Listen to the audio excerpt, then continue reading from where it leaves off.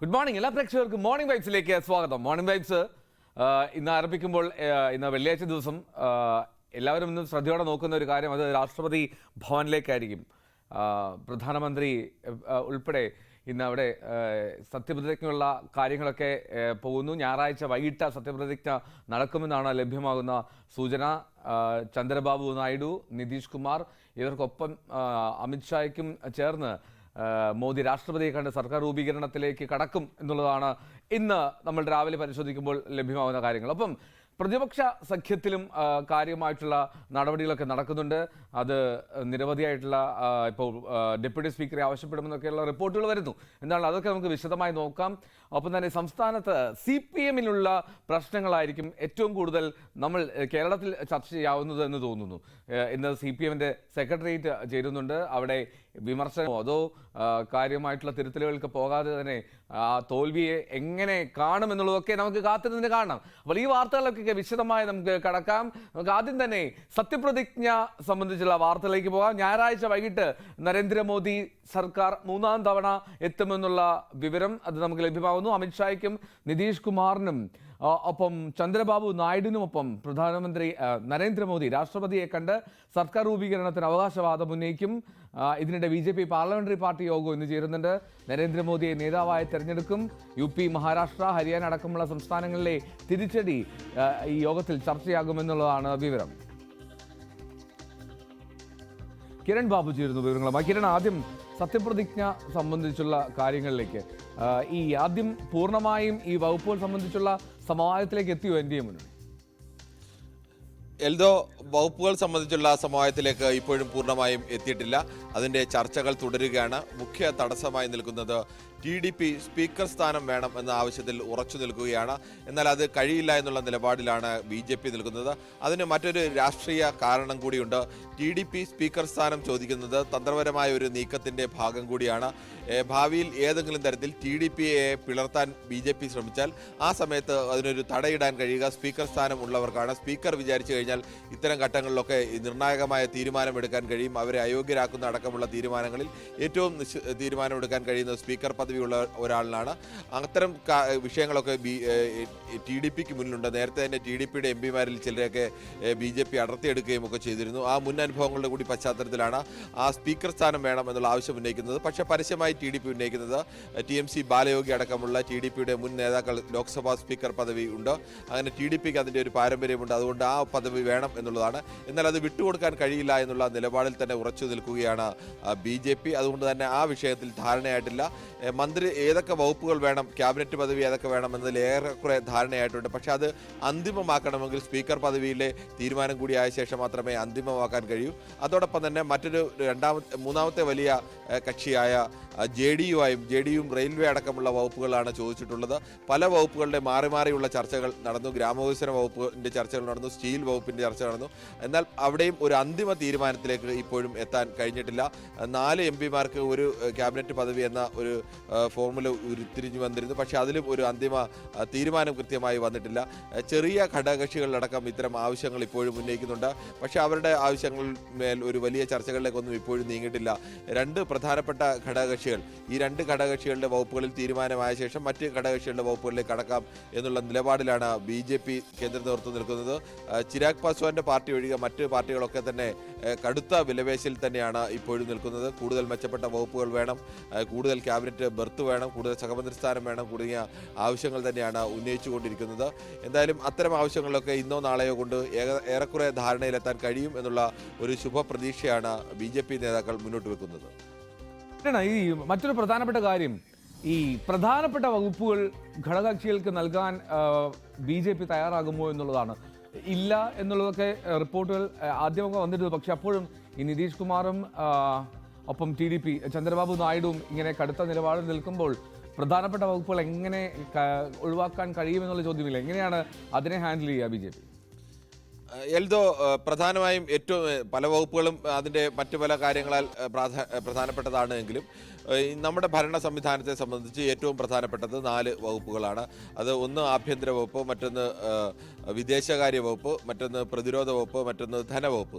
ഈ 4 വകുപ്പുകളാണ് ഏറ്റവും പ്രധാനപ്പെട്ട വകുപ്പുകൾ. അത് ആ 4 വകുപ്പിൻ്റെ മന്ത്രിമാരും പ്രധാനമന്ത്രിയും ചേർന്നാണ് ഏറ്റവും സുപ്രധാനമായ, മന്ത്രിസഭയിൽ പോലും പോകാത്ത ഏറ്റവും സുപ്രധാനമായ രാജ്യത്തിൻ്റെ തന്ത്രജ്ഞതയുമായും അല്ലെങ്കിൽ വിദേശ രാജ്യങ്ങളുമായിട്ടൊക്കെ ബന്ധപ്പെട്ട അത്തരം തീരുമാനങ്ങളൊക്കെ എടുക്കുന്നത്. എന്തായാലും ഈ 4 വകുപ്പുകളുടെ വിഷയത്തിലും ഏതെങ്കിലും തരത്തിലുള്ള ഒരു വിട്ടുവീഴ്ചയ്ക്കും എന്തായാലും BJP തയ്യാറാവില്ല എന്നത് വളരെ വ്യക്തമാണ്. അത് ഏറെക്കുറെ അങ്ങനെ തന്നെ നീങ്ങാൻ തന്നെയാണ് സാധ്യത. അതിൽ വിട്ടുവീഴ്ചയ്ക്ക് അല്ലെങ്കിൽ അത്തരം ഒരു ആവശ്യത്തിലേക്കൊക്കെ നീങ്ങാനുള്ള സാധ്യത കുറവാണ്. ധനവകുപ്പിൻ്റെ തന്നെ സഹമന്ത്രി സ്ഥാനമാണ് TDP പ്രധാനമായും ആവശ്യപ്പെടുന്നത് തന്നെ. മറ്റ് പ്രധാനപ്പെട്ട വകുപ്പുകളുണ്ട്. ഏറ്റവും കൂടുതൽ നിർണായകമായ ഇടപെടലുകൾ നടത്താൻ കഴിയുന്ന വകുപ്പുകൾ, അത് റെയിൽവേ ആയാലും ആരോഗ്യമായാലും അതുപോലെ ഉപരിതല ഗതാഗത വകുപ്പ്, അങ്ങനെ അത്തരം വകുപ്പുകളൊക്കെ ഉണ്ട്. ഇത്തരം വകുപ്പുകളിലാണ് പ്രധാനമായും ആവശ്യങ്ങൾ ഉന്നയിച്ചുകൊണ്ടിരിക്കുന്നത്. ഗ്രാമവികസനം അടക്കമുള്ള നേരത്തെയൊക്കെ ഘടകകക്ഷികൾ NDAയുടെ ഭരണകാലത്തൊക്കെ ഘടകകക്ഷികൾക്ക് നൽകിയിരുന്ന വകുപ്പുകളുണ്ട്. അതിൽ ഈ രണ്ടാമത് വരുന്ന പ്രധാനപ്പെട്ട വകുപ്പുകളിൽ റെയിൽവേ ആണ് ഏറ്റവും പ്രധാനപ്പെട്ട ഘടകകക്ഷികൾക്കൊക്കെ NDA കാലത്തും UPA കാലത്തും എല്ലാം നൽകിയിരുന്നത്. എൻ്റെ ഈ സമാജ്വാദി പാർട്ടി JDUവും അവിടുന്ന് തന്നെയുള്ള RJDയും ഒക്കെ 2 സർക്കാരുകളുടെ കാലത്തും റെയിൽവേ വകുപ്പ് കൈകാര്യം ചെയ്തിട്ടുണ്ട്. അതോടൊപ്പം തന്നെ ഗ്രാമവികസന വകുപ്പും ഇത്തരത്തിൽ നൽകുന്നതാണ്. ഗ്രാമവികസന വകുപ്പും ഈ 2 പാർട്ടികളും കൈകാര്യം ചെയ്തിട്ടുള്ളതാണ്. അതുകൊണ്ട് അത്തരം നേരത്തെ എങ്ങനെയായിരുന്നു NDA കാലത്ത് ഇത്തരം പ്രധാനപ്പെട്ട പാർട്ടികൾക്ക് വകുപ്പുകൾ നൽകുന്ന ആ വകുപ്പുകളിലാണ് ഇപ്പോൾ ചർച്ച നടന്നുകൊണ്ടിരിക്കുന്നത്.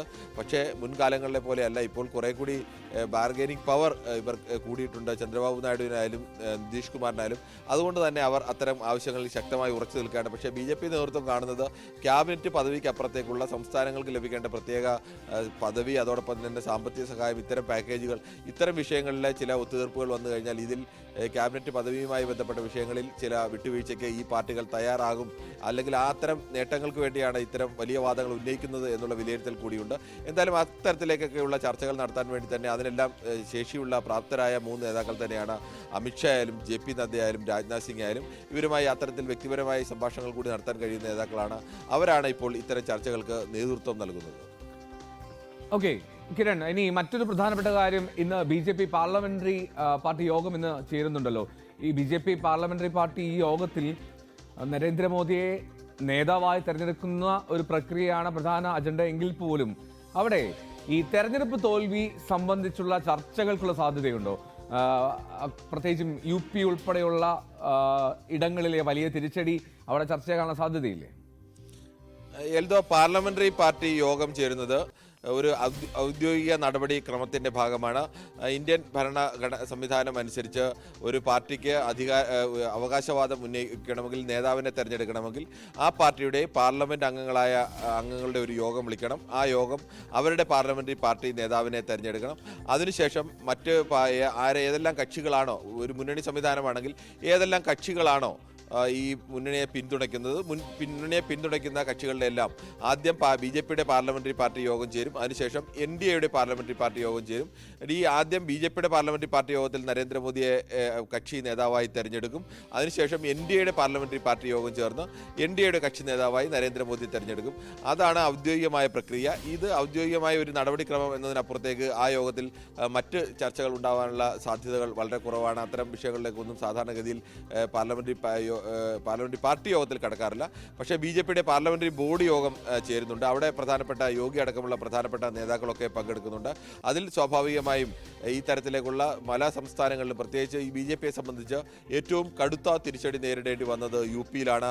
UPയിൽ വലിയ വിജയം പ്രതീക്ഷിച്ചാണ് BJP മത്സരിച്ചത്.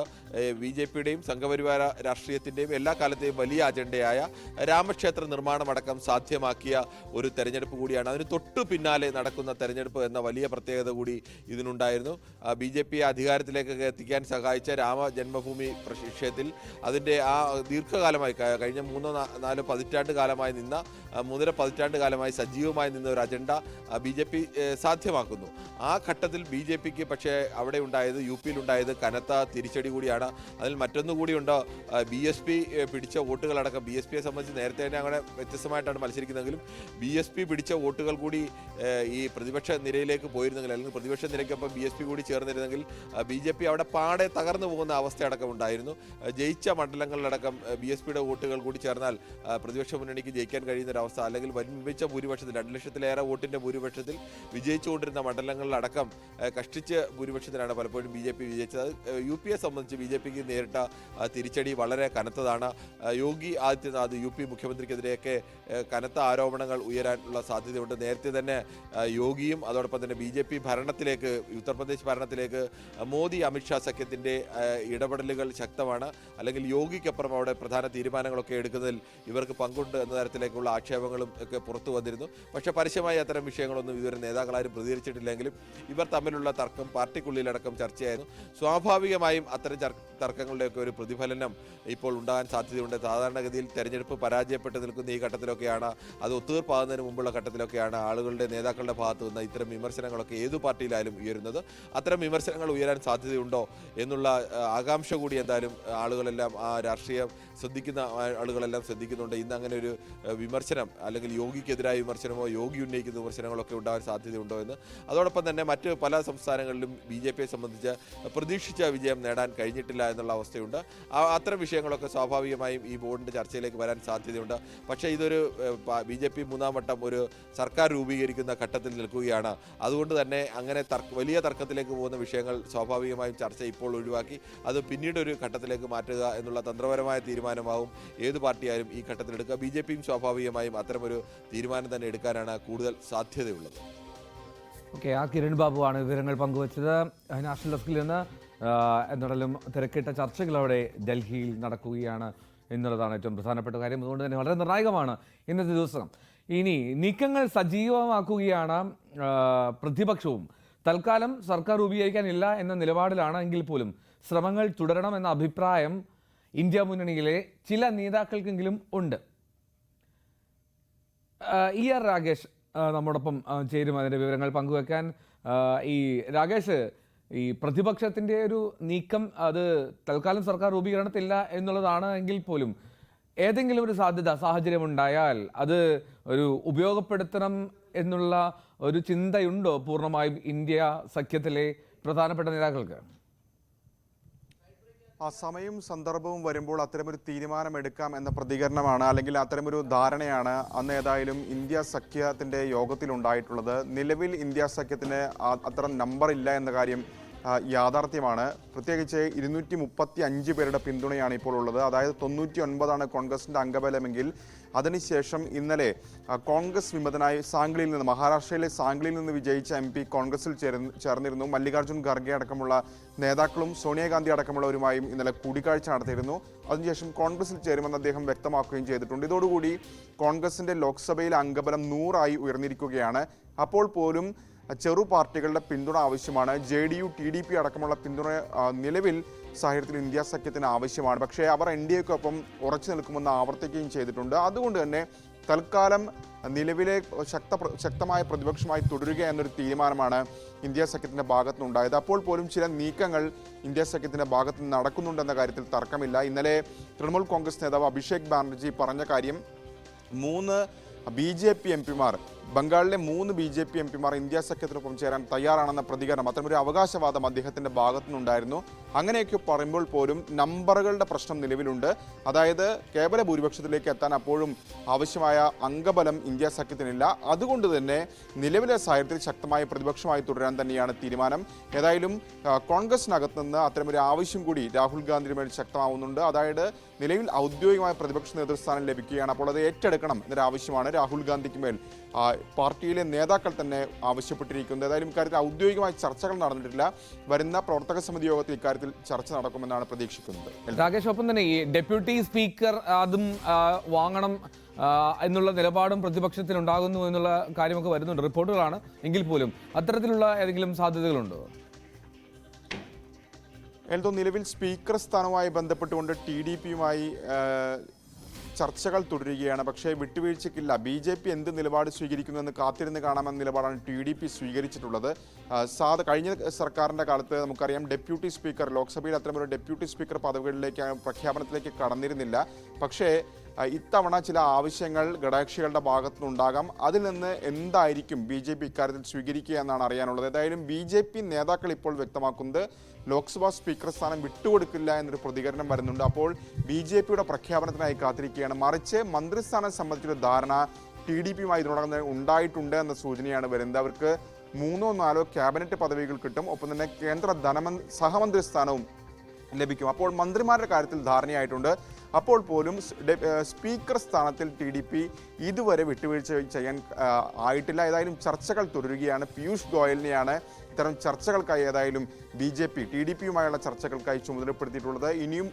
ഇന്നും നാളെയും സമയമുണ്ട്. അപ്പോൾ അതിനു മുമ്പ് ധാരണയിലെത്താൻ കഴിയും എന്നൊരു പ്രതീക്ഷയാണ് ഇപ്പോൾ BJP നേതാക്കൾ പങ്കുവയ്ക്കുന്നത്. ശരി ശരി രാകേഷാണ് വിവരങ്ങൾ പങ്കുവച്ചത്. ഒപ്പം തന്നെ അപകീർത്തി കേസിൽ രാഹുൽ ഗാന്ധി ഇന്ന് ബംഗളൂരുവിലെ കോടതിയിൽ ഹാജരാകും. 40% കമ്മീഷൻ സർക്കാർ എന്ന് കഴിഞ്ഞ BJP സർക്കാരിനെ വിമർശിച്ചതിനാണ് രാഹുലിനെതിരെ കേസെടുത്തിട്ടുള്ളത്. രാകേഷ് അതിന്റെ വിവരങ്ങളും പങ്കുവെക്കും. രാകേഷ്, രാഹുൽ ഗാന്ധി ഇന്ന് എത്തുമെന്ന് അറിയിച്ചിട്ടുണ്ടോ, അല്ലെങ്കിൽ പ്രഖ്യാപനം നടത്തിയിട്ടുണ്ടോ നേരത്തെ എത്തണമെന്ന്? അയാൾക്ക് രാഹുൽ ഗാന്ധി ഇപ്പോൾ ഏതായാലും ഡൽഹിയിൽ നിന്ന് യാത്ര തിരിച്ചു. ഡൽഹിയിൽ വിമാനത്താവളത്തിൽ നിന്നുള്ള ദൃശ്യങ്ങൾ ഇതിനോടകം തന്നെ വന്നിട്ടുണ്ട്. അപ്പോൾ രാഹുൽ ഗാന്ധി ഇന്ന് ബംഗളൂരുവിലെത്തും, കോടതിയിൽ ഹാജരാകുന്ന കാര്യത്തിൽ സംശയമില്ല. കാരണം കഴിഞ്ഞ 1-ാം തീയതി ഈ കേസ് പരിഗണിച്ചപ്പോൾ രാഹുൽ ഗാന്ധി ഹാജരായിരുന്നില്ല. ഈ കേസിലെ 1 മുതൽ 4-ാം പ്രതിയാണ് രാഹുൽ ഗാന്ധി. മറ്റ് 2ഉം 3ഉം പ്രതികൾ സിദ്ധരാമയ്യയും ഒപ്പം തന്നെ DK ശിവകുമാറുമാണ്. അപ്പോൾ അവർ ജൂൺ 1-ാം തീയതി ഹാജരാവുകയും അവർക്ക് കോടതി ജാമ്യം അനുവദിക്കുകയും ചെയ്തിരുന്നു. പക്ഷേ രാഹുൽ ഹാജരായിരുന്നില്ല. രാഹുലിനെതിരെ വാറന്റ് പുറപ്പെടുവിക്കണമെന്ന ആവശ്യമായിരുന്നു BJPക്ക് വേണ്ടി ഹാജരായ അഭിഭാഷകൻ അന്ന് കോടതിയിൽ ചൂണ്ടിക്കാണിച്ചത്. പക്ഷേ തുടർന്ന് കോടതി ഇന്ന് ഏതായാലും ഹാജരാകണം നിർദ്ദേശിക്കുകയായിരുന്നു. ഈ ഒരു പശ്ചാത്തലത്തിലാണ് രാഹുൽ ഗാന്ധി ഹാജരാകുന്നത്. ഏതായാലും ഈ സംഭവം കഴിഞ്ഞ നിയമസഭാ തെരഞ്ഞെടുപ്പ് കാലത്ത് കഴിഞ്ഞ 2023 മെയ് മാസത്തിലാണ് കർണാടക നിയമസഭാ തെരഞ്ഞെടുപ്പ് നടക്കുന്നത്. അന്ന് പ്രധാനപ്പെട്ട പ്രചാരണ വിഷയം, കോൺഗ്രസിന്റെ പ്രചാരണ വിഷയം അഴിമതിയായിരുന്നു.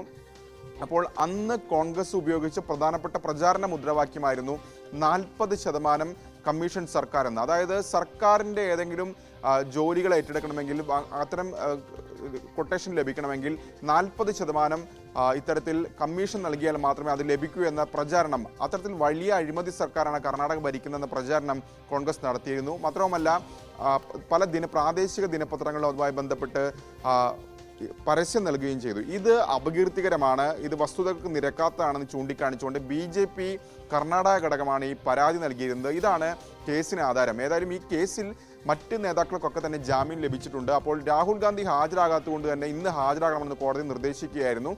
അതിനുശേഷം ഇന്ന് കോടതിയിൽ ഹാജരായ ശേഷം രാഹുൽ ഗാന്ധി നേതാക്കളുമായി കൂടിക്കാഴ്ച നിശ്ചയിച്ചിട്ടുണ്ട്. കർണാടകത്തിൽ കഴിഞ്ഞ തവണ 1 സീറ്റാണ് വിജയിച്ചെങ്കിൽ ഇത്തവണ 9 സീറ്റുകൾ വിജയിക്കാൻ കോൺഗ്രസിന് കഴിഞ്ഞിട്ടുണ്ട്. അപ്പോൾ വിജയിച്ച MP മാരുമായും തെരഞ്ഞെടുപ്പിൽ മത്സരിച്ച മറ്റ് നേതാക്കളുമായൊക്കെ തന്നെ രാഹുൽ ഗാന്ധി കൂടിക്കാഴ്ച നടത്തുമെന്നാണ് ഇപ്പോൾ നേതാക്കൾ അറിയിച്ചിട്ടുള്ളത്. ഓക്കെ, രാകേഷാണ് 2 വാർത്തയുടെ വിശദാംശങ്ങൾ പങ്കുവച്ചത് ന്യൂസ് ഡെസ്കിൽ നിന്ന്. ഇനി ലോക്സഭാ തെരഞ്ഞെടുപ്പിലെ കനത്ത തിരിച്ചടിക്കിടെ CPM സംസ്ഥാന സെക്രട്ടേറിയറ്റ് യോഗം ഇന്ന് ചേരുന്നുണ്ട്. തെരഞ്ഞെടുപ്പ് ഫലത്തിന്റെ പ്രാഥമിക അവലോകനം യോഗത്തിലുണ്ടാകും. ചർച്ചകൾ അടുത്ത ആഴ്ച 5 ദിവസങ്ങളിലായി ചേരുന്ന യോഗത്തിലാണ് ഉണ്ടാവുക. രാജ്യസഭാ സീറ്റിനായിട്ടുള്ള ഘടകകക്ഷികളുടെ സമ്മർദ്ദവും യോഗത്തിന്റെ പരിഗണനയ്ക്ക് വരും. സീറ്റ് വിഭജനം എങ്ങനെ വേണമെന്ന തീരുമാനവും സെക്രട്ടേറിയറ്റിൽ ഉണ്ടായേക്കും. VV വിനോദാണ് വാർത്തയുടെ വിവരങ്ങളുമായി ചേരുന്നു തിരുവനന്തപുരത്ത് നിന്ന്. വിനോദ്, 2 പ്രധാനപ്പെട്ട കാര്യങ്ങൾ. ആദ്യം തെരഞ്ഞെടുപ്പ് തോൽവി, അത് സംബന്ധിച്ചുള്ള കാര്യങ്ങൾ. 2 രാജ്യസഭാ സീറ്റ്. ആദ്യം നമുക്ക് ഈ തെരഞ്ഞെടുപ്പിലെ വലിയ തോൽവി CPM നേതൃത്വം എങ്ങനെ കാണുമെന്നുള്ളതാണ് അറിയേണ്ടത്. അതിൽ വിമർശനാത്മകമായിട്ടുള്ള സ്വരങ്ങൾ ഉയരുമോ എന്നുള്ള സംശയവും പലർക്കും നിലനിൽക്കുന്നു. പക്ഷേ പത്തനംതിട്ടയിൽ ഉൾപ്പെടെ തോമസ് ഐസക് രംഗത്തെത്തിയിട്ടുണ്ട് തോൽവിയുടെ പിന്നാലെ. ആ ഒരു സാഹചര്യത്തിൽ സെക്രട്ടേറിയറ്റിനെ എത്രത്തോളം പ്രാധാന്യത്തോടെ കാണണം വിനോദ്?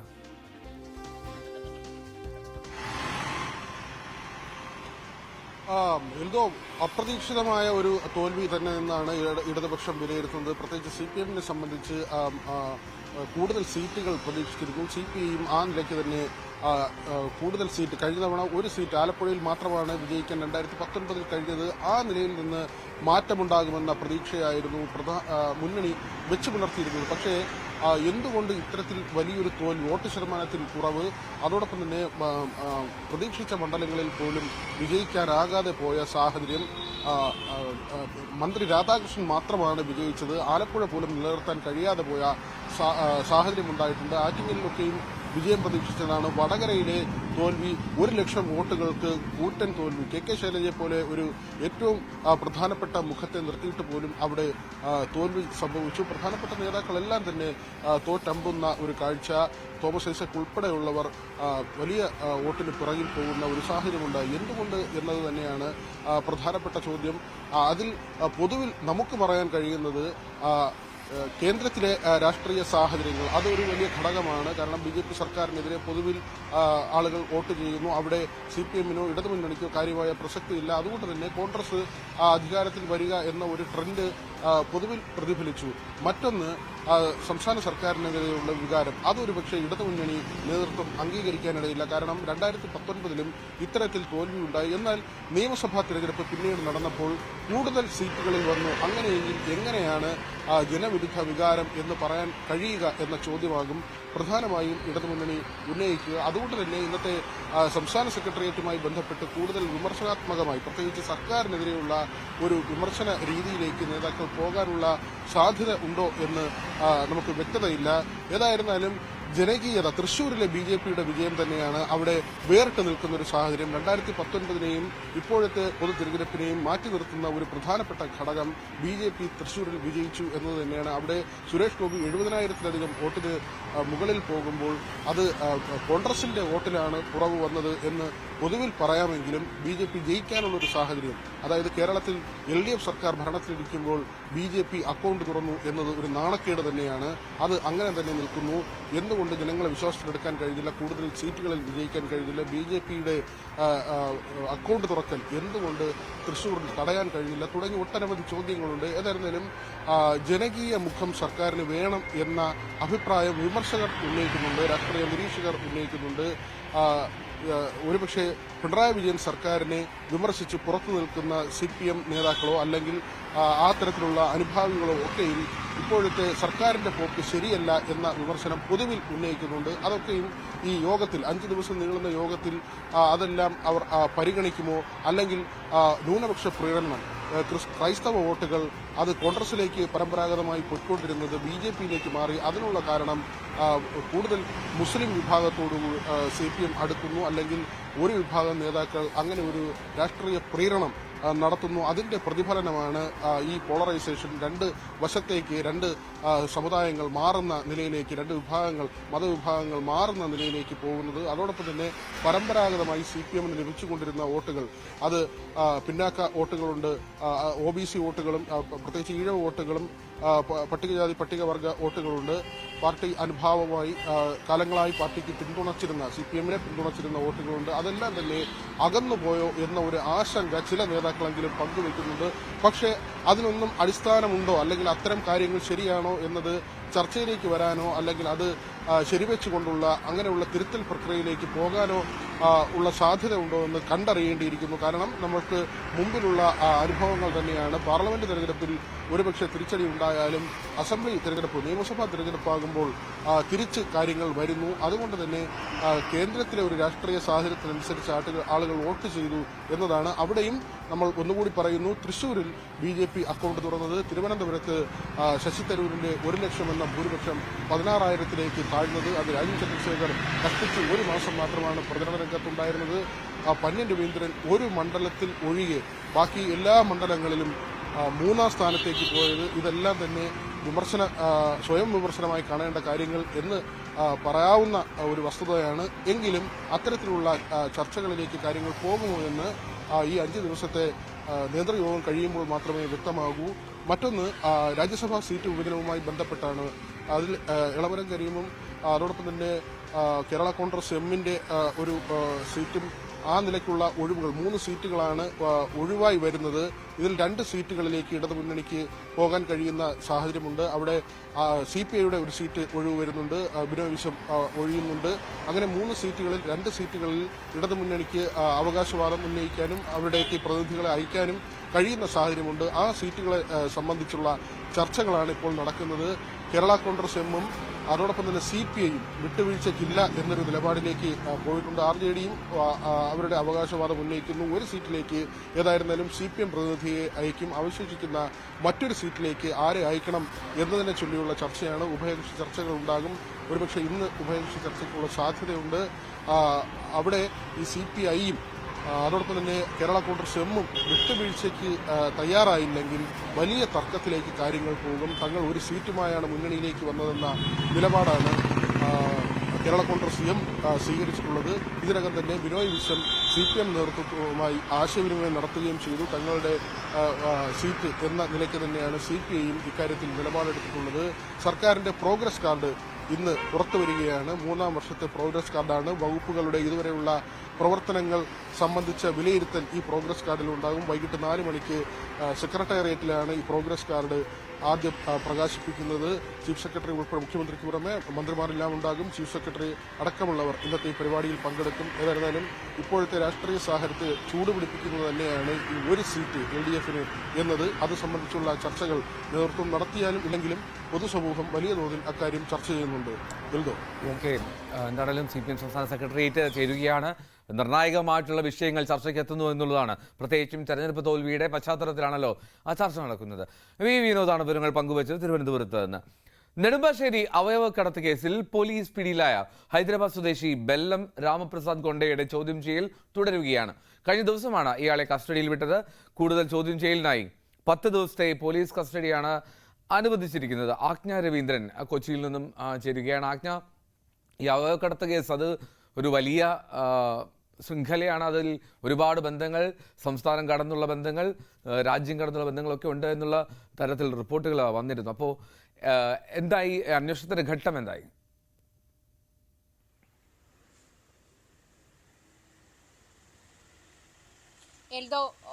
ഇപ്പോൾ 3ാമതായി കസ്റ്റഡിയിൽ എടുത്ത ആളാണ് ഈ രാമപ്രസാദ് കൊണ്ട. പ്രതാപ് എന്നാണ് ഇയാളെ അറിയപ്പെടുന്നത്. ഇയാൾ ഹൈദരാബാദിൽ നിന്നും കോയമ്പത്തൂരിലെത്തി വിവിധ അവയവദാതാക്കളെ കണ്ടത് ഡോക്ടർ എന്ന നിലയിലാണ്. ഇത്തരത്തിൽ വലിയ ഈ അവയവക്കടത്തുമായി ബന്ധപ്പെട്ട് വലിയ ക്രമക്കേടാണ് ഇയാളുടെ ഭാഗത്തുനിന്ന് ഉണ്ടായതെന്നാണ് പോലീസ് വിലയിരുത്തൽ. മാത്രമല്ല, കഴിഞ്ഞ ദിവസമാണ് ആഴ്ചകൾ നീണ്ട അന്വേഷണത്തിനൊടുവിൽ ഈ പ്രതാപിനെ പോലീസ് കസ്റ്റഡിയിൽ കിട്ടുന്നത്. പോലീസ് കസ്റ്റഡിയിൽ കിട്ടിയ ശേഷം 10 ദിവസം പോലീസ് കസ്റ്റഡിയിലാണ് കിട്ടിയിരിക്കുന്നത്. ഇതിനുശേഷം കൂടുതൽ ചോദ്യം ചെയ്യലിന് ശേഷം കൂടുതൽ പ്രതികളിലേക്ക് എത്താൻ കഴിയുമെന്നാണ് പോലീസിന്റെ പ്രതീക്ഷ. അതേസമയം ഇറാനിലാണ് മുഖ്യപ്രതി മധു എന്നാണ് പോലീസിന് മനസ്സിലാക്കാൻ കഴിയുന്നത്. മധുവിലേക്ക് എത്തുന്ന സൂചകങ്ങൾ പ്രതാപിൽ നിന്നും ഈ രാമപ്രസാദിൽ നിന്നും കിട്ടുമെന്നുള്ള പ്രതീക്ഷയിലാണ് പോലീസ് ഇപ്പോൾ ഉള്ളത്. മാത്രമല്ല, കൊൽക്കത്തയിലെയും ഹൈദരാബാദിലെയും ആശുപത്രികളിൽ വിവിധ പ്രതികളുടെ മൊഴികൾ അനുസരിച്ച് കൊൽക്കത്തയിലെയും ഹൈദരാബാദിലെയും ആശുപത്രികളിലും പരിശോധന നടന്നു വരുന്നുണ്ട്. നേരത്തെ സൂചിപ്പിച്ചതുപോലെ ഈ രാമപ്രസാദിന്റെ നേതൃത്വത്തിൽ തന്നെ നിരവധി പേരാണ് അവയവദാതാക്കളായത് എന്നാണ് പോലീസിന് ലഭിക്കുന്ന വിവരം. അതുകൊണ്ട് തന്നെ ഇയാൾ താമസിച്ചിരുന്ന കോയമ്പത്തൂരിലെ വിവിധ ഹോട്ടലുകളിലും അന്വേഷണം നടത്തുമെന്നാണ് മനസ്സിലാക്കാൻ കഴിയുന്നത്. എൽദോ, ഓക്കെ, ഒരു വാർത്തയുടെ വിവരങ്ങൾ കൂടി ആജ്ഞ പങ്കുവയ്ക്കും. അത് മറ്റൊന്നുമല്ല, നർത്തകൻ RLV രാമകൃഷ്ണനെ അധിക്ഷേപിച്ച കേസിൽ നൃത്താധ്യാപക സത്യഭാമ നൽകിയ മുൻകൂർ ജാമ്യാപേക്ഷ ഹൈക്കോടതിയിലുണ്ട്. വിധി പറയുമെന്നുള്ളതാണ്. ആജ്ഞ, ഈ കന്റോൺമെന്റ് പോലീസ് എടുത്ത കേസിൽ ആണല്ലോ ഈ മുൻകൂർ ജാമ്യാപേക്ഷ. എന്തൊക്കെയാണ് കോടതിയിൽ സത്യഭാമ നടത്തിയ വാദങ്ങൾ?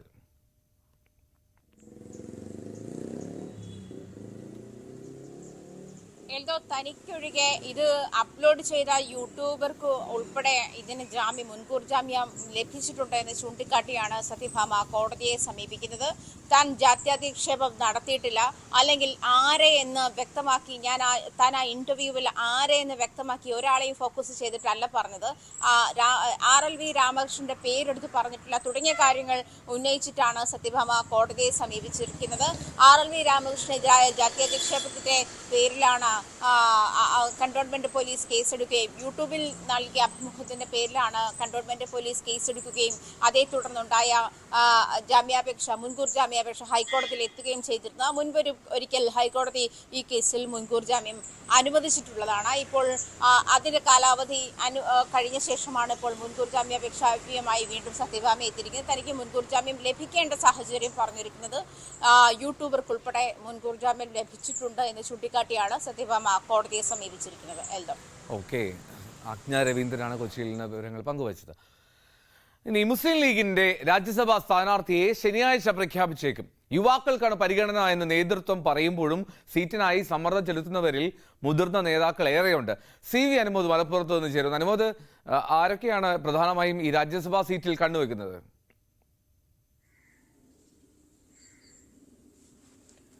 നമുക്കറിയാം, മൂന്നാം സീറ്റിന്റെ തർക്കം തുടങ്ങിയപ്പോൾ തന്നെ രാജ്യസഭാ സീറ്റ് ലഭിച്ചാൽ അത് യൂത്ത് ലീഗിനായിരിക്കും എന്ന ഒരു ധാരണ ലീഗിലുണ്ടായിരുന്നു. ഈ ഒരു രാജ്യസഭാ സീറ്റിന്റെ പ്രഖ്യാപനത്തിന്റെ സമയം വന്നപ്പോൾ അതിനു മുൻപ് മാധ്യമങ്ങളെ കണ്ടപ്പോഴും സാദിഖ് അലി ശിഹാബ് തങ്ങൾ പറഞ്ഞത് യുവാക്കൾ അല്ലെങ്കിൽ പുതുമുഖങ്ങൾ എന്ന തരത്തിൽ തന്നെയാണ്. പക്ഷേ ഇവിടെ യുവാക്കളേക്കാൾ മുതിർന്ന നേതാക്കളും ഈ ഒരു സീറ്റിനായിട്ട് രംഗത്തുണ്ട്, സമ്മർദ്ദം ചെലുത്തുന്നുണ്ട് എന്നാണ് ഏറ്റവും ഒടുവിലായി ലഭിക്കുന്ന വിവരം. അതായത് മുസ്ലിം ലീഗിന് തന്നെ മുൻപ് MLA ആയിരുന്ന, മന്ത്രിയായിരുന്ന, ഇപ്പോൾ ഈ ഒരു രംഗത്ത് സജീവമല്ലാത്ത പല നേതാക്കളും ഈ ഒരു സീറ്റിനായി രംഗത്തുണ്ട്. അതിൽ തന്നെ ഏറ്റവും പ്രധാനപ്പെട്ടത് സംസ്ഥാന ജനറൽ സെക്രട്ടറിയായ PMA സലാമിൻ്റെ പേരാണ് ഉയർന്നു കേൾക്കുന്നത്. സലാം, അതുപോലെ തന്നെ മുൻ മന്ത്രിയായിരുന്ന PK അബ്ദുറബ്ബ്, അതുപോലെ തന്നെ അഹമ്മദ് കബീർ മുൻ MLA ആണ് അദ്ദേഹം. അതേപോലെ തന്നെ MLA ആയിരുന്ന, വള്ളിക്കുന്ന് MLA ആയിരുന്ന KNA ഖാദർ, ഇവരുടെ പേരൊക്കെ തന്നെ ഈ ഒരു സീറ്റിലേക്ക്, രാജ്യസഭാ സീറ്റ് എന്ന ഒരു പദവിയിലേക്ക് ഉയർന്ന് കേൾക്കുന്നുണ്ട്. അവരൊക്കെ തന്നെ ഇത്തരത്തിലൊരു ആവശ്യവുമായി നേതൃത്വം സമീപിച്ചിട്ടുണ്ട് എന്ന വിവരമാണ് വരുന്നത്. അതേസമയം തന്നെ ലീഗിനെ സംബന്ധിച്ച് യുവാക്കൾക്ക് പ്രാധാന്യം കൊടുക്കുക, മുൻഗണന കൊടുക്കുക എന്നൊരു നയം ഉണ്ടെന്ന് നേരത്തെ തന്നെ സാദിഖ് അലി ശിഹാബ് തങ്ങൾ വ്യക്തമാക്കിയിരുന്നു. യൂത്ത് ലീഗിൻ്റെ ദേശീയ ജനറൽ സെക്രട്ടറി ആയിട്ടുള്ള VK ഫൈസൽ ബാബുവിൻ്റെ പേരാണ് ഏറ്റവും പ്രധാനമായിട്ട് ഉയർന്നു നിൽക്കുന്നത്. അതേസമയം തന്നെ ഹാരിസ് ബീരാൻ, അദ്ദേഹം ദില്ലി കേന്ദ്രീകരിച്ച് പ്രവർത്തിക്കുന്ന അഭിഭാഷകൻ കൂടിയാണ്, അദ്ദേഹത്തിൻ്റെ പേരും ഉയർന്നു കേൾക്കുന്നുണ്ട്. ഇതിൽ തന്നെ യൂത്ത് ലീഗിനെ സംബന്ധിച്ച് ഈ ഒരു സീറ്റ് എന്ന ആവശ്യത്തിന് ഏറെ പ്രാധാന്യമുണ്ട്. കാര്യം വലിയ പരിഗണന ഈ ഒരു സംഘടനാ രംഗത്ത് പ്രവർത്തിക്കുന്ന യുവാക്കൾക്ക് വലിയ പരിഗണന ലീഗിൽ ലഭിക്കുന്നില്ല എന്നൊരാക്ഷേപം വ്യാപകമായി പറഞ്ഞു കേൾക്കുന്നുണ്ട്. അതായത് മറ്റ് പാർട്ടികളൊക്കെ തന്നെ യുവാക്കളെ വേണ്ട രീതിയിൽ പരിഗണിച്ച് മത്സരിക്കാൻ സീറ്റും അതുപോലെ പദവികളും കൊടുക്കുമ്പോൾ മുസ്ലിം ലീഗിൽ മാത്രം മുതിർന്നവർ, സീനിയർ നേതാക്കൾ മാത്രമാണ് ഈ ഒരു രംഗത്തുള്ളത് എന്ന പരാതിയാണ് യൂത്ത് ലീഗിനുള്ളത്. ഈ ഹാരിസ് ബീരാനൊക്കെ ദില്ലി കേന്ദ്രീകരിച്ച് പ്രവർത്തിക്കുന്ന അഭിഭാഷകനാണെങ്കിലും ഈ യൂത്ത് ലീഗിലും അതുപോലെ തന്നെ താഴെത്തട്ടിലും പ്രവർത്തിച്ചു വന്നിരിക്കുന്ന നേതാക്കൾക്ക് വേണം പ്രാധാന്യം കൊടുക്കാൻ എന്നൊരാവശ്യമാണ്. സംഘടനാ തലത്തിൽ പ്രവർത്തിച്ച് പ്രവർത്തന മികവ് തെളിയിച്ചവർക്ക് വേണം ഈ ഒരു സ്ഥാനം കൊടുക്കാൻ എന്ന ആവശ്യമാണ് യൂത്ത് ലീഗ് ഉന്നയിക്കുന്നത്. അതുകൊണ്ട് തന്നെ VK ഫൈസൽ ബാബു അല്ലെങ്കിൽ PK ഫിറോസ് എന്നീ പേരുകളാണ് അവർ മുന്നിൽ വെച്ചിരിക്കുന്നത്. അതിൽ ഫൈസൽ ബാബുവിനാണ് കൂടുതൽ പ്രാധാന്യം കൊടുത്തിരിക്കുന്നത്. അതുതന്നെയാണെങ്കിലും ഇതിൽ സാദിഖ് അലി ശിഹാബ് തങ്ങളുടെ തീരുമാനം തന്നെയാണ് പ്രധാനപ്പെട്ടത്. PMA സലാമൊക്കെ നമുക്കറിയാം നേതൃത്വത്തിന് വളരെ ഏറ്റവും വേണ്ടപ്പെട്ട നേതാക്കളിൽ ഒരാളാണ്. അപ്പോൾ അത്തരത്തിലുള്ള നേതാക്കളെ പരിഗണിക്കുമോ അതോ യുവാക്കൾക്ക് അവസരം കൊടുക്കുമോ എന്നുള്ളതാണ് കണ്ടറിയേണ്ടത്. എന്താണെങ്കിലും അദ്ദേഹം ഇപ്പോൾ വിദേശത്താണുള്ളത്. സാദിഖ് അലി ശിഹാബ് തങ്ങൾ അദ്ദേഹം അടുത്ത ദിവസം മടങ്ങിയെത്തിയതിനു ശേഷമായിരിക്കും ഈ കാര്യത്തിൽ ഒരു അന്തിമ തീരുമാനം ഉണ്ടാവുക, പ്രഖ്യാപനം ഉണ്ടാവുക. സാധാരണ പോലെ യൂത്ത് ലീഗിന് വാഗ്ദാനം മാത്രമാകുമോ അതോ സീറ്റ് ലഭിക്കുമോ എന്നുള്ളതാണ് കണ്ടറിയേണ്ടത്. എന്താണ് യൂത്ത് ലീഗിൻ്റെ ഭാഗത്തു നിന്നും സമ്മർദ്ദം തുടരുന്നുണ്ട്. അതേസമയം മുതിർന്ന നേതാക്കളും ഈ ഒരു സ്ഥാനത്തിന് വേണ്ടി യൂത്ത് ലീഗിനൊപ്പം മത്സരിക്കുന്നുണ്ട് എന്നതാണ് ഈ ഒരു ഘട്ടത്തിൽ നമുക്ക് മനസ്സിലാക്കാനാകുന്നത്. ഈ അനുമതി, ഈ ഹാരിസ് ബീരാന്റെ പേര്, അത് എനിക്ക് തോന്നുന്നു ഡൽഹിയിൽ പ്രധാനപ്പെട്ട നേതൃത്വം എത്തിയപ്പോഴാണ് അവിടെ ആണ് ഈ KMCCയുടെ ഒരു ആവശ്യമായിരുന്നല്ലോ പ്രധാനമായും അഡ്വക്കേറ്റ് ഹാരിസ് ബീരാന്റെ പേര് എത്തിയത്. അപ്പോൾ ഈ KMCCയുടെ അങ്ങനെ ഒരു ആവശ്യം അതിനെ ലീഗ് നേതൃത്വത്തിന് കണ്ടില്ല എന്ന് അടിക്കാൻ കഴിയുമോ എന്നുള്ളൊരു കുഴപ്പിക്കുന്ന പ്രശ്നമല്ലേ? തീർച്ചയായും ഹാരിസ് ബീരാന്റെ പേര് KMCC എന്നതിനേക്കാൾ കൂടുതൽ പല ഒരു വ്യവസായ പ്രമുഖന്റെ നിർദ്ദേശമാണ് എന്നാണ് മനസ്സിലാക്കാൻ കഴിയുന്നത്. അദ്ദേഹത്തിൻ്റെ ഏറ്റവും പ്രിയപ്പെട്ട ഒരാളാണ് ഈ ഹാരിസ് ബീരാൻ. അതുകൊണ്ട് തന്നെ അദ്ദേഹത്തിൻ്റെ ഒരു അഭിപ്രായം, അദ്ദേഹത്തിൻ്റെ ഒരു ആവശ്യമായി അദ്ദേഹം അത് മുസ്ലിം ലീഗിനെ അറിയിച്ചു എന്നുള്ളതാണ് അറിയാനാകുന്നത്. അങ്ങനെ അദ്ദേഹത്തിൻ്റെ അഭിപ്രായം തള്ളിക്കളയാൻ ഒരുപക്ഷെ ലീഗിന് കഴിഞ്ഞേക്കില്ല. കാരണം ലീഗിൻ്റെ പല ബന്ധങ്ങൾ, ആത്മബന്ധമുള്ള നേതാക്കൾ ഒരാളാണ് അദ്ദേഹം. സ്വാഭാവികമായിട്ടും അതൊരു സമ്മർദ്ദം തന്നെയാണ്. പക്ഷേ അതേസമയം തന്നെ കാലങ്ങളായിട്ട് പാർട്ടിക്ക് വേണ്ടി താഴെത്തട്ടിലും എല്ലാം പ്രവർത്തിച്ച്, തെരുവിൽ പ്രവർത്തിച്ച്, അതേപോലെ തന്നെ രാജ്യത്തിൻ്റെ വിവിധ ഭാഗങ്ങളിൽ യൂത്ത് ലീഗിന് വേണ്ടി കലാപഭൂമിയിലാകട്ടെ മറ്റ് പ്രശ്നങ്ങളുണ്ടാകുന്നിടത്താകട്ടെ അവിടെയെല്ലാം ചെന്ന് മുസ്ലിം ലീഗിന് സാന്നിധ്യം അറിയിച്ചവരാണ് ഫൈസൽ ബാബുവിനെ പോലുള്ളവർ. അപ്പോൾ അവർക്ക് ഇത് കൊടുക്കേണ്ടത് പാർട്ടി ഒരു നീതി കാണിക്കേണ്ട കാര്യമാണ് എന്ന അഭിപ്രായമാണ് യൂത്ത് ലീഗിനുള്ളത്. പ്രത്യേകിച്ച് ലീഗിൽ ഒരു വിഭാഗത്തിനുള്ളത്. കാരണം കാലങ്ങളായി പാർട്ടിക്ക് വേണ്ടി പ്രവർത്തിക്കുന്നവരെ പരിഗണിക്കാതെ പാർട്ടിയുമായിട്ട് വലിയ ആത്മബന്ധമില്ലാത്തവരെ, പാർട്ടിയുടെ കേസ് ഹാരിസ് ബീരാൻ ഏറ്റെടുത്ത് നടത്തിയിട്ടുണ്ടാകാം, അതൊരു തൊഴിൽപരമായ ബന്ധമാണ്. അതിനപ്പുറത്ത് ഈ യൂത്ത് ലീഗിനോട് കാണിക്കുന്നത്ര ആത്മബന്ധവും അല്ലെങ്കിൽ പ്രവർത്തന ആ പരിചയമോ അത്തരത്തിലുള്ള കാര്യങ്ങളൊന്നും ഇവർക്ക് അവകാശപ്പെടാനില്ല എന്നാണ് യൂത്ത് ലീഗ് പറയുന്നത്. സ്വാഭാവികമായിട്ടും അത് യൂത്ത് ലീഗിനെ സംബന്ധിച്ച് ന്യായമായ ഒരു കാര്യം തന്നെയാണ്. കാരണം കാലങ്ങളായിട്ട് വാഗ്ദാനം മാത്രമാണ് അവർക്ക് ലഭിച്ചുകൊണ്ടിരിക്കുന്നത്. അതിനപ്പുറത്തേക്ക് ഒരു പരിഗണന ഈ ഒരു സമയത്തെങ്കിലും ഉണ്ടാകുമെന്ന പ്രതീക്ഷയിലാണ് ഉള്ളത്. ആ ഒരു ഘട്ടത്തിലാണ് മുതിർന്ന നേതാക്കളായ PM എ സലാമിനെ പോലെയുള്ള സംസ്ഥാന കൗൺസിൽ സ്ഥാനത്തുള്ളവരും അതുപോലെ തന്നെ ഹാരിസ് ബിനാനെ പോലുള്ളവരൊക്കെ ഈ ഒരു രാജ്യസഭാ സീറ്റ് എന്ന ആവശ്യത്തിലേക്ക് അല്ലെങ്കിൽ ആ ഒരു പദവിയിലേക്ക് ആവശ്യം ഉന്നയിച്ചിരിക്കുന്നത്. സ്വാഭാവികമായിട്ടും പാർട്ടി നേതൃത്വത്തിന് ഇത് ചിന്തിക്കേണ്ടതായിട്ടുണ്ട്, ചർച്ച ചെയ്യേണ്ടതായിട്ടുണ്ട്. കാരണം നേരത്തെ തന്നെ ഈ 2 ലോക്സഭാ സീറ്റിൽ ഒന്നെങ്കിലും യുവാക്കൾക്ക് നൽകണമെന്ന ആവശ്യം ഉന്നയിച്ചതാണ്. പക്ഷേ അത് രാജ്യസഭാ സീറ്റ് നൽകാം എന്നൊരു വാഗ്ദാനം നൽകി ഈ യൂത്ത് ലീഗിനെയൊക്കെ തന്നെ അനുനയിപ്പിച്ചു കൂടെ നിർത്തിയതാണ്. സ്വാഭാവികമായിട്ടും വീണ്ടും അവരെ ഈ വാഗ്ദാനം മാത്രം നൽകി മാറ്റി നിർത്തുക എന്നത് നേതൃത്വത്തിനെ സംബന്ധിച്ചും അത്ര സുഖകരമായ കാര്യമായിരിക്കില്ല. എന്നുണ്ടെങ്കിലും ഇതിൽ സാദിഖലി ശിഹാബ് PK കുഞ്ഞനടക്കമുള്ള നേതാക്കളുടെയും തീരുമാനം തന്നെയാകും പ്രധാനപ്പെട്ടത്. അടുത്ത ദിവസം ശനിയോ ഞായറോ ആയിട്ട് ഇതിൽ പ്രഖ്യാപനം ഉണ്ടാകും എന്ന് തന്നെയാണ് ഏറ്റവും ഒടുവിലായിട്ട് നമുക്ക് മനസ്സിലാക്കാനായിട്ടുള്ളത്. ഓക്കെ, എന്താണെങ്കിലും ലീഗിൻ്റെ രാജ്യസഭാ സീറ്റിലെ സ്ഥാനാർത്ഥി ആരാണെന്ന കാര്യത്തിൽ വ്യക്തത അത് ശനിയാഴ്ചയോട് ഉണ്ടാകും. ഉടൻ തന്നെ അതിലൊരു തീരുമാനത്തിലേക്ക് എത്തുമെന്നുള്ളതാണ് വിവരം. യൂത്ത് ലീഗും വളരെ കൃത്യമായ രംഗത്തുണ്ട്. പക്ഷേ ഹാരിസ് ബിനാൻ്റെ പേര് വളരെ കാര്യമായി പറഞ്ഞു കേൾക്കുന്നു. എന്താണെങ്കിലും അതിൻ്റെ പ്രഖ്യാപനത്തിലേക്ക് വരട്ടെ. അനുമോദാണ് വിവരങ്ങൾ പങ്കുവച്ചത് മലപ്പുറത്ത് നിന്ന്. നേതാക്കളെത്തി അനുനയ നീക്കം തുടരുമ്പോഴും മൗനം തുടരുകയാണ് K മുരളീധരൻ. ഇന്നലെ വീട്ടിലെത്തിയ K സുധാകരനെ സ്വീകരിക്കാനോ യാത്ര അയക്കാനോ മുരളീധരനെ വീടിന് പുറത്തേക്ക് കണ്ടില്ല. 3 ദിവസത്തിന് ശേഷം ഇന്ന് മാധ്യമങ്ങളെ കണ്ടേക്കുമെന്നുള്ള സൂചന വരുന്നുണ്ട്. MS അനീഷ് കുമാർ കോഴിക്കോട് ചേരുന്നു. അനീഷ്, മുതിർന്ന നേതാക്കൾ എല്ലാവരും K മുരളീധരന് മുന്നിൽ അനുനയ നീക്കവുമായി എത്തുന്നുണ്ട്. K സുധാകരനെത്തി, MK രാഘവനെത്തി, മാത്രമല്ല മറ്റ് പ്രധാനപ്പെട്ട നേതൃത്വമെല്ലാം പല ഇടങ്ങളിൽ നിന്ന് അദ്ദേഹം മാറി നിൽക്കുന്നത് പാടില്ല, രംഗത്തെത്തണമെന്നുള്ള പരാമർശങ്ങൾ നടത്തിപ്പോകുന്നു. അങ്ങനെ ഈ കോൺഗ്രസ് UDF മൊത്തത്തിൽ തെരഞ്ഞെടുപ്പിൽ നേട്ടമുണ്ടായെങ്കിൽ പോലും ആലത്തൂരിലും തൃശ്ശൂരിലും ഉണ്ടായ തിരിച്ചടികളിൽ ഏറ്റവും പ്രധാനമായി തലവേദനയാവുന്നത് തൃശ്ശൂരിലെ തിരിച്ചടിയായി മാറുകയാണ്. പ്രത്യേകിച്ചും മുരളീധരൻ ആ വിമർശനങ്ങൾ ഉന്നയിച്ച സാഹചര്യത്തിൽ എന്തായിരിക്കും മുരളിയുടെ നിലപാട്? മുരളീധരൻ ഈ വയനാട് സീറ്റ് അതിൽ താല്പര്യം പ്രകടിപ്പിക്കുന്നില്ല എന്നും റിപ്പോർട്ടുകൾ വരുന്നുണ്ടല്ലോ.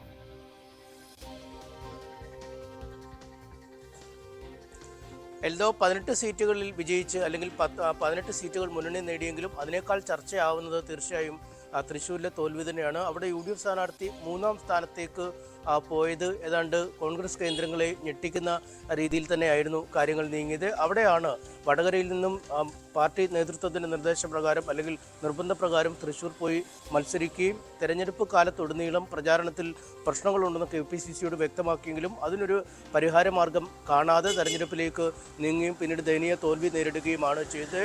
മുരളീധരനെ പോലുള്ളൊരു മുതിർന്ന നേതാവിനെ സംബന്ധിച്ചിടത്തോളം ഈ തോൽവി, അതായത് BJP 1ാം സ്ഥാനത്ത് വരികയും താൻ 3ാം സ്ഥാനത്തേക്ക് പോവുകയും ചെയ്തു എന്നത് അങ്ങേയറ്റം ബുദ്ധിമുട്ടേറിയ ഒരു രീതിയിൽ തന്നെയാണ് അദ്ദേഹം വിലയിരുത്തുന്നത്. എന്തായാലും തൃശ്ശൂരിലെ തോൽവിക്ക് ശേഷം അന്ന് മാധ്യമങ്ങളെ കണ്ട് തൃശ്ശൂരിൽ നിന്നും കോഴിക്കോട്ടേക്ക് പുറപ്പെട്ട അദ്ദേഹം വീട്ടിലെത്തിയ ശേഷം ഇതുവരെ മാധ്യമങ്ങൾക്ക് മുഖം തന്നിട്ടില്ല എന്നതാണ് ഏറ്റവും ശ്രദ്ധേയം. നമ്മളിപ്പോൾ ഇന്ന് രാവിലെ ഈ വീട്ടിലെത്തുമ്പോഴും ഈ വീടിൻ്റെ ഗേറ്റുകൾ അടഞ്ഞു തന്നെ കിടക്കുന്നു. സാധാരണഗതിയിൽ ഈ ഗേറ്റുകൾ എപ്പോഴും ജനങ്ങൾക്ക് വേണ്ടിയും മാധ്യമപ്രവർത്തകർക്ക് വേണ്ടിയും ഒക്കെ തുറന്നിട്ട ഇടമാണ്. ഇന്നലെ നമുക്കറിയാം KPCC പ്രസിഡന്റ് K സുധാകരൻ അദ്ദേഹത്തെ കാണാനും അനുനയിപ്പിക്കാനുമായി വീട്ടിലെത്തി. ഏതാണ്ട് അരമണിക്കൂറിലധികം 3/4 മണിക്കൂറോളം അദ്ദേഹം ഈ വീട്ടിൽ ചിലവഴിച്ചെങ്കിലും പോസിറ്റീവായ ഒരു മറുപടിയും K മുരളീധരനിൽ നിന്നും ലഭിച്ചിട്ടില്ല എന്ന് നമുക്ക് പറയാൻ കഴിയും. കാരണം ഈ KPCC പ്രസിഡന്റ് എത്തിയപ്പോൾ അദ്ദേഹത്തെ സ്വീകരിക്കാൻ പോലും വീടിന് പുറത്തേക്ക് K മുരളീധരൻ ഇറങ്ങിയില്ല. ഒപ്പം അകത്ത് സംസാരമൊക്കെ കഴിഞ്ഞിട്ട് KPCC പ്രസിഡന്റ് പുറത്തേക്ക് ഇറങ്ങിയപ്പോഴും എല്ലാവരും പ്രതീക്ഷിച്ചു ഒരുപക്ഷെ KPCC പ്രസിഡന്റിനൊപ്പം അദ്ദേഹത്തെ യാത്രയക്കാനായി മുരളീധരൻ പുറത്തേക്ക് ഇറങ്ങും. ഈ എന്താണ് പ്രസിഡന്റുമായി നടത്തിയ സംസാരം അതിൻ്റെ ഒരു രത്നചുരുക്കമെങ്കിലും പുറത്ത് മാധ്യമങ്ങളോട് അറിയിക്കുമെന്ന് വിചാരിച്ചിരുന്നു. പക്ഷേ അദ്ദേഹം പുറത്തേക്ക് എത്തുകയുണ്ടായില്ല. ഇന്ന് രാവിലെയും അദ്ദേഹത്തിൻ്റെ മൗനം തുടരുന്നു എന്ന് തന്നെയാണ് നമുക്ക് മനസ്സിലാക്കാൻ കഴിയുന്നത്. നേരത്തെ ജില്ലയിലെ പ്രധാന കോൺഗ്രസ് നേതാവായ MK രാഘവൻ MP നേരിട്ടെത്തി KPCC പ്രസിഡന്റ് എത്തുന്നതിന് മുമ്പുള്ള ഒരു ഒത്തുതീർപ്പ് ചർച്ചകൾ നടത്തിയിരുന്നു. പക്ഷേ ആ ചർച്ചകളിലും യാതൊരു അയവും കെ മുരളീധരന്റെ തീരുമാനത്തിൽ ഇല്ല എന്നാണ് മനസ്സിലാക്കാൻ കഴിഞ്ഞത്. ഇന്നലെ KPCC president K Sudhakaran K മുരളീധരനുമായുള്ള കൂടിക്കാഴ്ചയ്ക്ക് ശേഷം പറഞ്ഞത് അദ്ദേഹം പൊതുരംഗത്തേക്ക് ശക്തമായി തിരിച്ചു വരും. കേരളത്തിൻ്റെ ഏറ്റവും കരുത്തനായ കോൺഗ്രസ് നേതാവാണ്. അദ്ദേഹത്തിന് ഏത് സ്ഥാനത്ത് വേണമെങ്കിലും ഇരിക്കാൻ യോഗ്യനാണ്. KPCC പ്രസിഡന്റ് സ്ഥാനം വേണമെങ്കിൽ അത് ഉന്നത നേതൃത്വം ആലോചിച്ച കാര്യത്തിൽ തീരുമാനമെടുക്കും എന്നും പറഞ്ഞിരിക്കുന്നു. എന്തായാലും രണ്ട് കാര്യങ്ങളിൽ ഒരു തീരുമാനം വേണമെന്ന് തന്നെയാണ് ഈ ഘട്ടത്തിൽ മുരളീധരൻ ആവശ്യപ്പെടുന്നത് എന്നാണ് നമുക്ക് മനസ്സിലാക്കാൻ കഴിയുന്നത്. ഒന്ന് KPCCയുടെ തലപ്പത്തേക്ക് തന്നെ കൊണ്ടുവരിക, ഒപ്പം തൻ്റെ തട്ടകം വട്ടിയൂർക്കാവുന്ന തലസ്ഥാന നഗരിയിലെ ഹൃദയഭൂമിയിലുള്ള മണ്ഡലത്തിലേക്ക് മാറ്റുക, അതുവഴി അടുത്ത മന്ത്രിസഭയിൽ ഒരു സ്ഥാനം ഉറപ്പുവരുത്താൻ കഴിയുമെന്ന് അദ്ദേഹം പ്രതീക്ഷിക്കുന്നു. മറ്റൊന്ന്, തൃശ്ശൂരിലെ തോൽവിയിൽ വളരെ പെട്ടെന്ന് തന്നെ ഒരു അന്വേഷണം നടത്തി കുറ്റക്കാരായ തൃശ്ശൂർ ജില്ലാ നേതൃത്വത്തിനെതിരെ മാതൃകാപരമായ നടപടിയെടുക്കുക. ഈ രണ്ട് ആവശ്യങ്ങളിൽ കുറഞ്ഞ ഒരു ഒത്തുതീർപ്പിനും അദ്ദേഹം ഇല്ല എന്നാണ് നമുക്ക് മനസ്സിലാക്കാൻ കഴിയുന്നത്. കോൺഗ്രസ് നേതൃത്വം പല രീതിയിലുള്ള ഓഫറുകൾ അദ്ദേഹത്തിൻ്റെ മുന്നിൽ വെക്കുന്നു. ഒന്ന്, വയനാട് സീറ്റ് മുതൽ പാലക്കാട് ഉപതെരഞ്ഞെടുപ്പും രാജ്യസഭാ സീറ്റും, അങ്ങനെ നിരവധി കാര്യങ്ങൾ അദ്ദേഹത്തിന് മുന്നിൽ വെക്കുന്നുവെങ്കിൽ പോലും ഇത്തരം ഫോർമുലകളിലൊന്നും തൽക്കാലം കെ മുരളീധരൻ വഴങ്ങുന്നില്ല. അദ്ദേഹം മനസ്സ് തുറക്കാതെ ഇപ്പോഴും വീടിനുള്ളിൽ തന്നെ ഇരിക്കുന്ന കാഴ്ചയാണ് കാണാൻ കഴിയുന്നത്. ഫോൺ കോളുകളോട് നേതൃത്വത്തിൻ്റെ അടക്കം പല ആളുകളും അദ്ദേഹത്തെ ഫോണിൽ ബന്ധപ്പെടാൻ ശ്രമിക്കുന്നുവെങ്കിലും ഒരു പോസിറ്റീവായ നിലപാട് ഇക്കാര്യത്തിൽ അദ്ദേഹത്തോടില്ല. ഒരു ചർച്ചയ്ക്കും അദ്ദേഹം ഈ ഘട്ടത്തിൽ നിന്നു കൊടുക്കുന്നില്ല എന്ന് തന്നെയാണ് നമുക്ക് മനസ്സിലാക്കേണ്ടത്. എൽദോ, ഓക്കെ, എന്തായാലും കോൺഗ്രസിന് അത് വലിയൊരു പ്രശ്നമാണ് നിലവിൽ. MS അനീഷ് കുമാർ പറയുന്നത് പോലെ തന്നെ ഗുരുതരമായിട്ടുള്ള സാഹചര്യം അവിടെ കോൺഗ്രസ് നേതൃത്വത്തിന് അഡ്രസ്സ് ചെയ്യേണ്ട ഒരു തലത്തിലേക്ക് കാര്യങ്ങൾ മാറിയിട്ടുണ്ട്. തൃശ്ശൂരിലെ തോൽവിയിൽ കൃത്യമായിട്ടുള്ള നിലപാട് സ്വീകരിച്ച് മാറി നിൽക്കുകയാണ് കെ മുരളീധരൻ. മോർണിംഗ് വൈസ് മടങ്ങിയെത്താം മറ്റു വാർത്തകളിലേക്ക് ഒരു ഇടവേളയ്ക്ക് ശേഷം.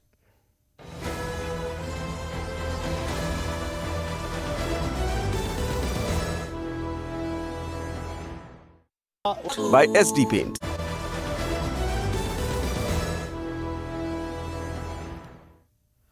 വിടുവാർത്തകളിലേക്ക്. കേന്ദ്രത്തിൽ NDAയുമായി സഹകരിക്കാൻ മുസ്ലിം ലീഗ് തയ്യാറാകണമെന്ന് മലപ്പുറത്തെ NDA സ്ഥാനാർത്ഥി M അബ്ദുൽ സലാം ന്യൂസ് 18നോട്. 3 തവണ പ്രതിപക്ഷത്തിരുന്ന് നാടിന്റെ വികസന സാധ്യതകൾ പൂർത്തിയാക്കുക എളുപ്പമാകില്ലെന്ന് തിരിച്ചറിയണം.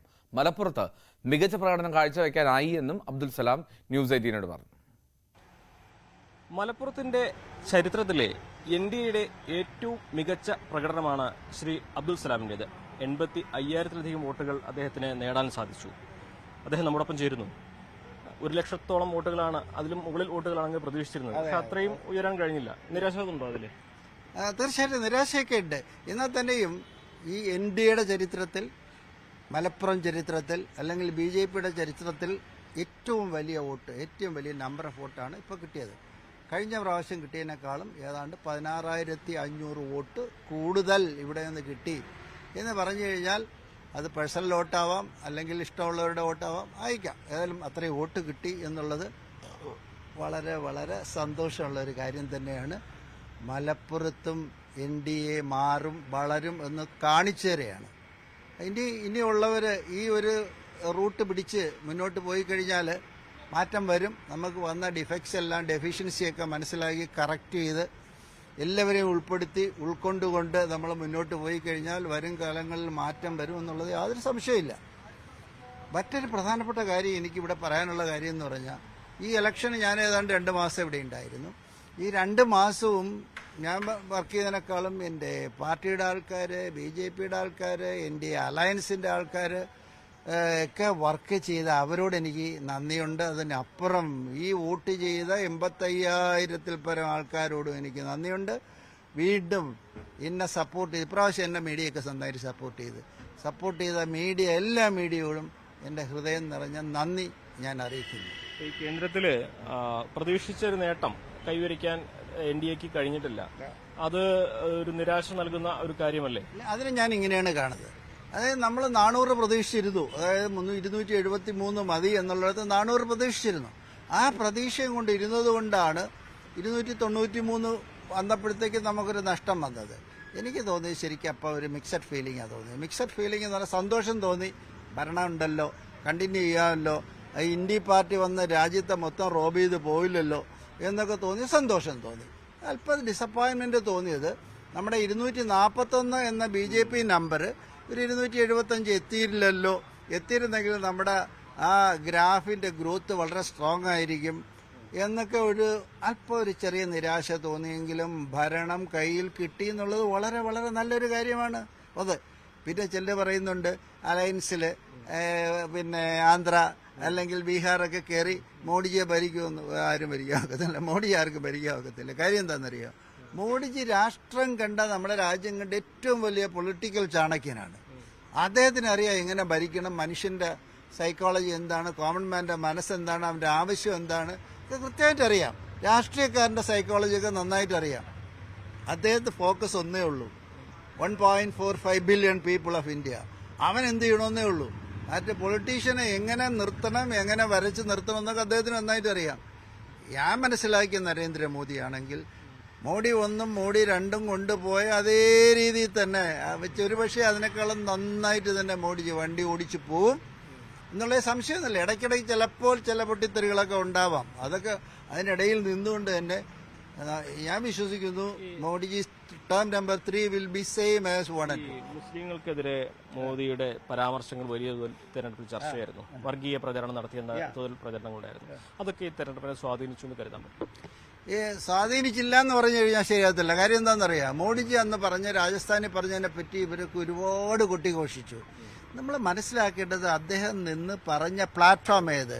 ഒരു പൊളിറ്റിക്കൽ ഒപ്പോണന്റിന്റെ ബാഡ് പ്രാക്ടീസസ് പറഞ്ഞ് അവനെ താഴേക്ക് ഇറക്കാനും അവനെ എക്സ്പോസ് ചെയ്യാനുള്ള ഇതിന്റെ ഭാഗമായി അവർ ചെയ്തിരുന്ന ചില ചെയ്തികളെ അദ്ദേഹം ക്രിട്ടിസൈസ് ചെയ്തപ്പോൾ മെൻഷൻ ചെയ്യപ്പെട്ടത് മുസ്ലിം ആയി പോയത് കൊണ്ട് അവർക്ക് നിരാശയുണ്ടായി. ആ NDA ടീം ഈ വാക്കുകളെ വല്ലാതെ എടുത്തങ്ങ് പ്രയോഗിച്ചു, ആൾക്കാരിൽ കളങ്കം വരുത്തി.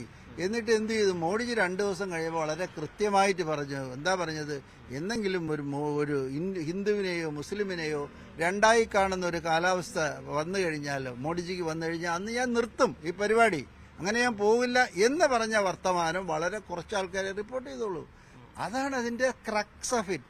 അദ്ദേഹം ഒരു പൊളിറ്റിക്കൽ പ്ലാറ്റ്ഫോമിൽ നിന്ന് പറഞ്ഞതല്ല, അതിനപ്പുറം അദ്ദേഹം പറഞ്ഞ കാര്യം എല്ലാവരും ഒന്നാണ്, മുസ്ലിങ്ങളോട് ഒരു വൈരാഗ്യം ഉണ്ടായിട്ടല്ല പറഞ്ഞതല്ല എന്ന് പറഞ്ഞ കാര്യമാണ് ഏറ്റവും പ്രധാനം. അത് മാത്രമല്ല, നമുക്കറിയാവുന്ന Modiji is a totally inclusive Modi, embracing everybody, സംശയമൊന്നുമില്ല. CV അനുമോദാണ് വിവരങ്ങൾ തേടിയത്. ഇനി മറ്റൊരു വാർത്തയിലേക്ക് പോയ ഉപതെരഞ്ഞെടുപ്പ് നടക്കാനിരിക്കുന്ന പാലക്കാട് നിയമസഭാ മണ്ഡലത്തിൽ സ്ഥാനാർത്ഥി ചർച്ചകൾക്കുള്ള മുന്നൊരുക്കം തുടങ്ങി. രാഹുൽ മാങ്കൂട്ടത്തിലെ പരിഗണിക്കണമെന്ന് ഷാഫി പറമ്പിൽ ആവശ്യപ്പെടും. NDA സ്ഥാനാർത്ഥിയായി നടൻ ഉണ്ണി മുകുന്ദന് വേണ്ടി BJPയിലെ ഒരു വിഭാഗവും രംഗത്തുണ്ട്.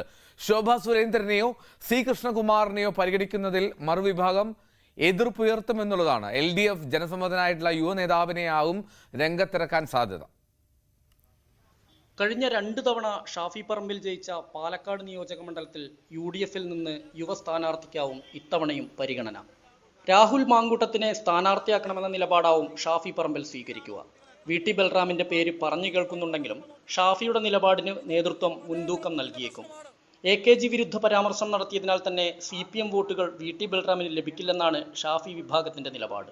CPM വോട്ടുകളിൽ നല്ലൊരു പങ്കും കഴിഞ്ഞ 2 തവണയും ഷാഫിക്ക് ലഭിച്ചിരുന്നു. BJPയിൽ നടൻ ഉണ്ണി മുകുന്ദനെ പരിഗണിക്കാൻ സാധ്യതയേറെയാണ്. ശോഭ സുരേന്ദ്രനോ C കൃഷ്ണകുമാറോ മത്സരിക്കുകയാണെങ്കിൽ ഉണ്ണി മുകുന്ദനോളം ജയസാധ്യതയില്ലെന്നാണ് BJPയിലെ മറുവിഭാഗം പറയുന്നത്.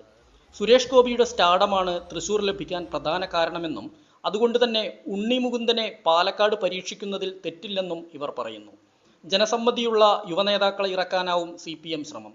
അങ്ങനെയെങ്കിൽ M സ്വരാജിന് പരിഗണന ലഭിച്ചേക്കുമെന്നാണ് അറിയുന്നത്. സ്ഥാനാർത്ഥി ചർച്ചകൾക്ക് ഇനിയും നമ്മൾ കാത്തിരിക്കേണ്ടി വരും. പക്ഷേ പറഞ്ഞു കേൾക്കുന്ന പേരുകൾ മേലുള്ള ചർച്ചകൾ തുടർന്നുകൊണ്ടേയിരിക്കുന്നുണ്ട്. പാലക്കാട് ആരു പിടിക്കും എന്നുള്ളത് സംബന്ധിച്ച് നമുക്ക് ഇനിയും 6 മാസം കാത്തിരിക്കുകയും വേണം. എന്തായാലും ശക്തമായ ത്രികോണ പോരാട്ടത്തിന് പാലക്കാട് ഏറെക്കുറെ ഒരുങ്ങുകയാണ്. ക്യാമറാമാൻ പ്രജിത്ത് കോങ്ങാടിനൊപ്പം S Vinesh Kumar, News 18 Palakkad. VK Sreekandan ജയിച്ചാൽ ഭൂരിപക്ഷം ലഭിക്കുന്ന ഓരോ വോട്ടിനും 1 രൂപ വെച്ച് നൽകുമെന്നായിരുന്നു പാലക്കാട് പട്ടാമ്പി തിരുവേഗപ്പുറ വിളത്തൂർ സ്വദേശി റഫീഖും ആര്യയും തമ്മിലുള്ള ബെറ്റ്. തെരഞ്ഞെടുപ്പ് കാലത്തെ ബെറ്റിൽ റഫീഖ് വാക്കുപാലിച്ചതോടെ ആര്യയ്ക്ക് കിട്ടിയത് 75,283 രൂപയാണ്.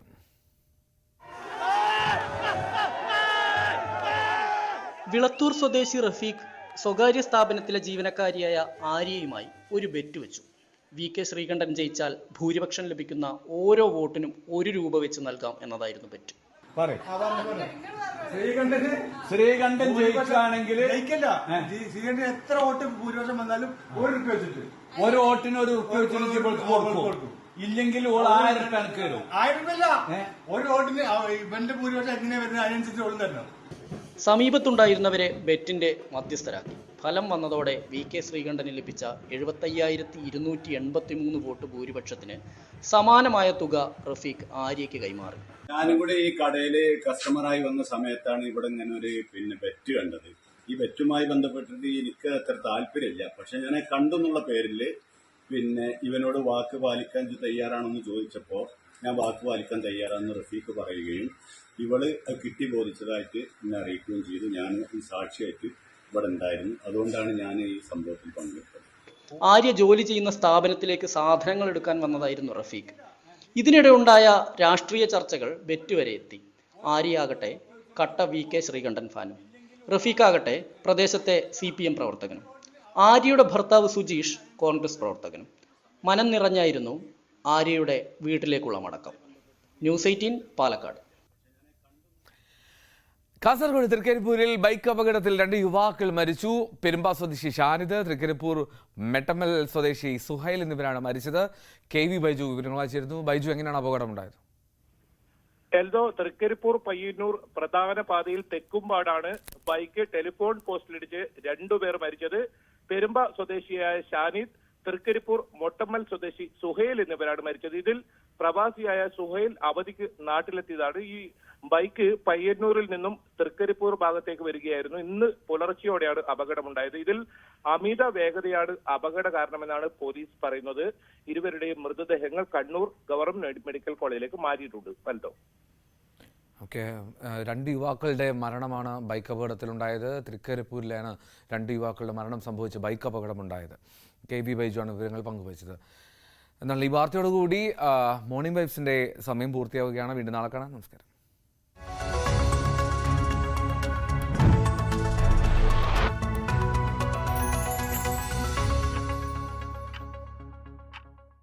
Owned by the